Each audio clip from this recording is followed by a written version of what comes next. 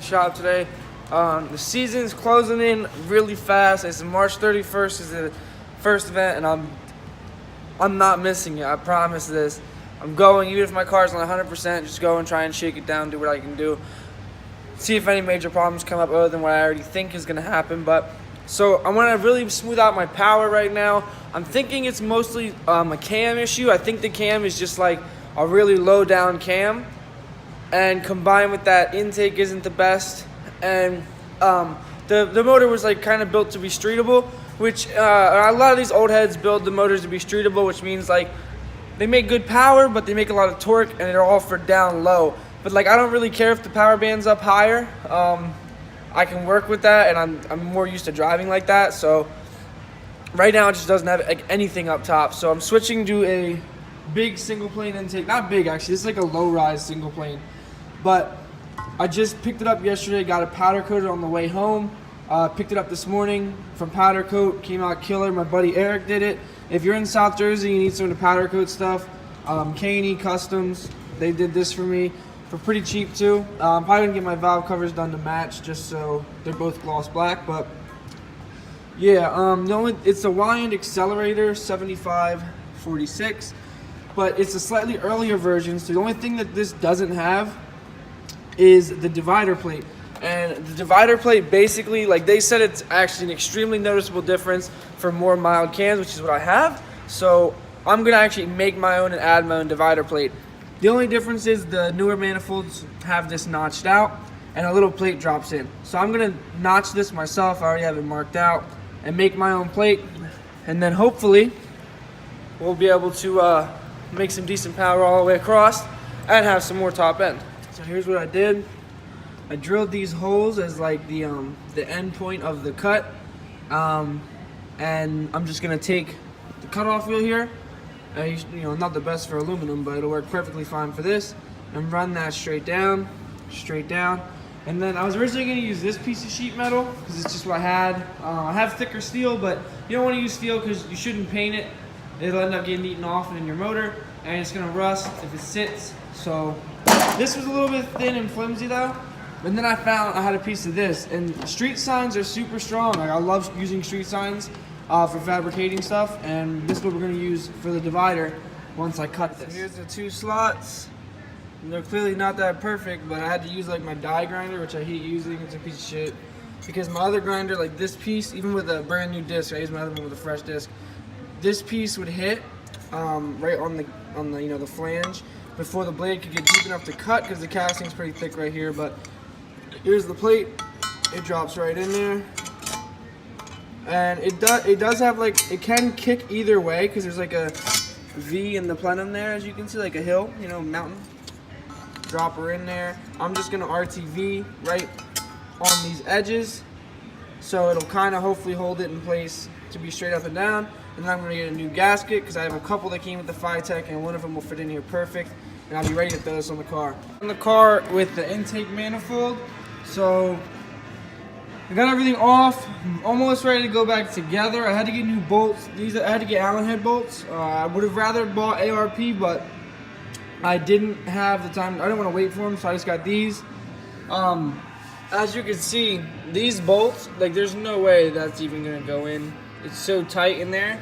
So we're not even gonna try and run the hex head bolts.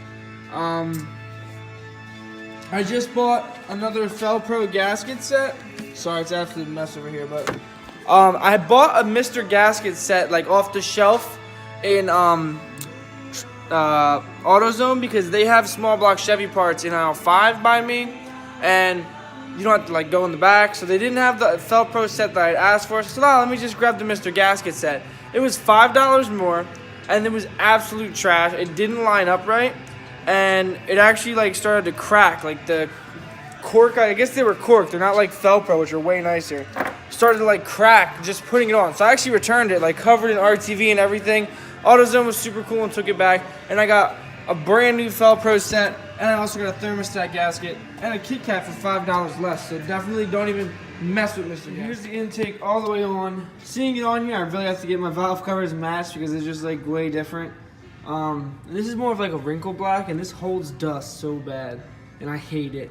So definitely gonna get these powder coated. But the intakes are on. Now I have to turn the car on and reset my ECU, and then I have to hook up my timing light and get my timing set again. She's still loose in there, so get my timing set again with the light. But I'm also gonna reset my tune, raise my rev limiter, do a couple other things before I do that. I'm about to redo my ECU and show you guys how to reprogram it, so to speak. If you're wondering why I'm wearing headphones, I'm about to start this thing up to time it and warm it up and bleed the coolant and all that good stuff, and it's gonna get freaking loud.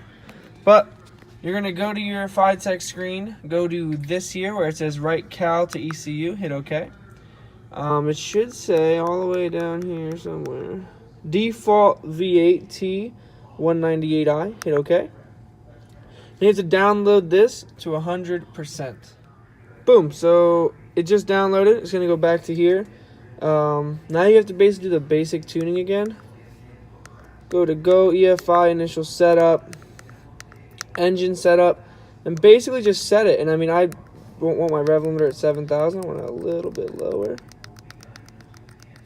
And they say to set the rev limiter at 200, I believe it says. It says a couple hundred, I believe. 200 RPMs lower than you actually want it to be. So I'm going to set it at 5,800. It usually has a little bit of trouble idling warm. I bump it up to 900.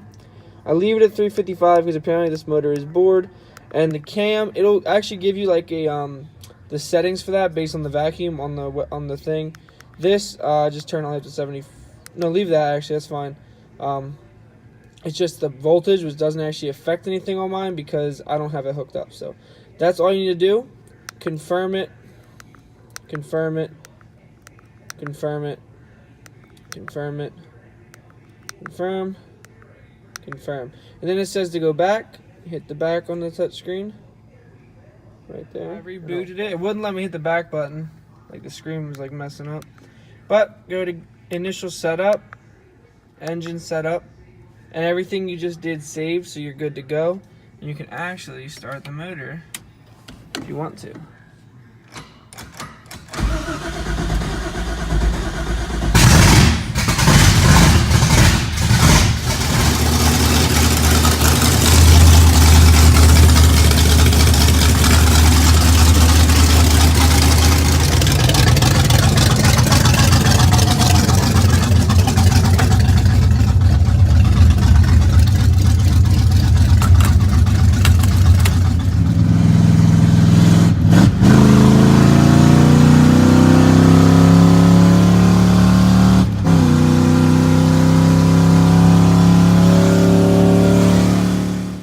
The whole car is pretty much, I think, a lot better. Gears will tell me how much more power I want to make. It's just right now with the stock gearing, I couldn't tell you how much more I really want to make. But I will say it runs so much better for what I want. Up top is like, the thing screams. Right, like before, it could, like, I swear to God, the car could like barely even hit 5,000 RPMs. Now it screams to 5,000. I tested out the handbrake in the dry. That thing works great. I can lock them up at 60 without an issue. The hood scoops, it's a lot higher now. It looks sick though. I'm just really excited. I like the look of single planes, even though that's a baby single plane. And technically it's dual plane because my bitch ass put a divider in. But it screams up top. I feel like down low is probably about the same. My butt dyno could be lying, but it feels like a little bit more. But I'm going to work on gears now, and then I really want to get this thing on the dyno, but I doubt that'll be before the first event.